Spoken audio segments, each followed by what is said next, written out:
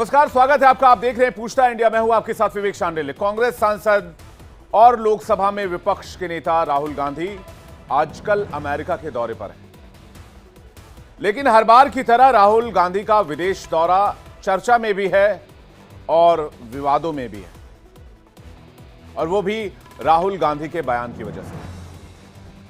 America के Boston में एक कार्यक्रम के दौरान उन्होंने भारतीय चुनाव आयोग को लेकर सवाल खड़े किए। इंडियन डायस्पोरा से, भारतीय समुदाय से बातचीत कर रहे थे। उन लोगों को संबोधित करते हुए उन्होंने कहा कि भारतीय चुनाव आयोग कॉम्प्रोमाइज्ड है।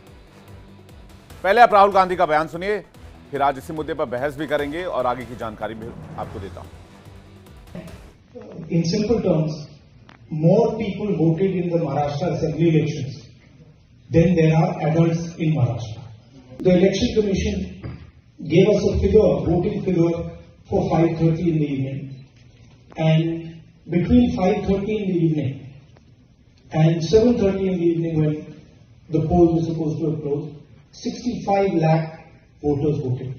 Now, that is physically impossible to happen, right? Because for a voter to vote, it takes approximately 3 minutes, and if you do the math, it would mean that there were lines of voters till 2 o'clock at night voting all night, and this didn't happen.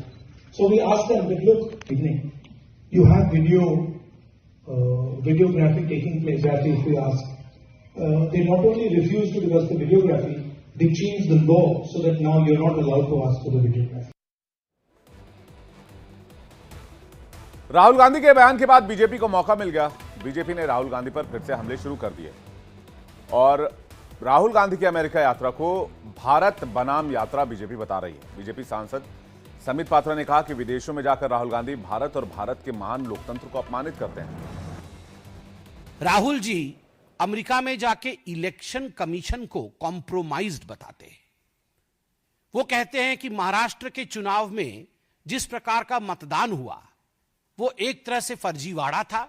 मैं राहुल जी से पूछना चाहता हूं, राहुल जी, झारखंड भी तो उसी समय चुनाव हुआ था। क्या आपने इलेक्शन कमीशन के साथ झारखंड में समझौता किया था?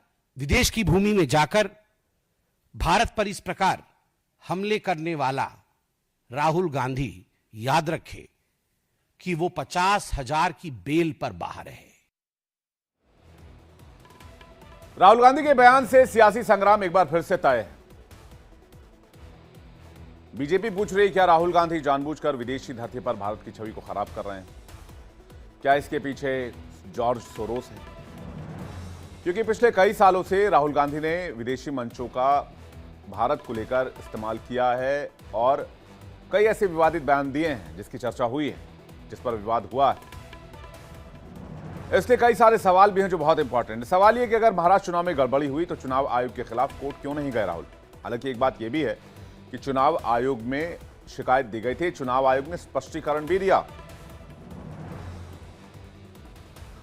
हारने के बाद चुनाव आयोग पर ठीकरा फोड़ना क्या कांग्रेस की आदत बन गई है और इसके लिए देश के महान लोकतंत्र को भ्रष्ट बताया जा रहा है, या फिर भारत के लोकतंत्र को या इलेक्टोरल सिस्टम को करप्ट बताया जा रहा है? गड़बड़ चुनाव आयोग के सिस्टम में है या फिर कांग्रेस के सिस्टम में? सवाल यह भी बहुत जरूरी है। और इन्हीं मुद्दों पर बातचीत करने के लिए आज हमारे साथ मौजूद हैं मोहम्मद अमीन, पूर्व संयुक्त निदेशक इलेक्शन कमीशन, विमल सिंह, प्रवक्ता बीजेपी, विनीत सिंह, प्रवक्ता एलजेपी, अनुज आत्रे, प्रवक्ता कांग्रेस पार्टी, यश भारती, प्रवक्ता समाजवादी पार्टी। आप सभी मेहमानों का बहुत बहुत स्वागत है। चूंकि मैं अमीन साहब को नहीं देख पा रहा हूं अभी, इसलिए पहला सवाल मैं अमीन साहब से ही करता। बहरहाल मैं अनुज आत्रे जी से ही शुरुआत कर लेता हूं। बकौल राहुल गांधी, अनुज सर, विद ड्यू रेस्पेक्ट, क्या हिमाचल, कर्नाटक और तेलंगाना में कांग्रेस के मुख्यमंत्री या फिर अलायंस वाली सरकार मुख्यमंत्री पद से रिजाइन करेंगे? सीएम, देखिए, सवाल मुझे लगता है ये बहुत वाजिब सवाल नहीं है। अच्छा, अगर राहुल जी ने आज एक कंसर्न शो किया है और कांग्रेस पार्टी बार बार एक किसी समस्या को उजागर करने का प्रयास कर रही है, तो हम भी अपेक्षा करते हैं कि लोकतंत्र के चौथे स्तंभ होने के नाते आपको उस मुहिम में साथ देना चाहिए, क्योंकि ये देश के भविष्य से जुड़ा हुआ।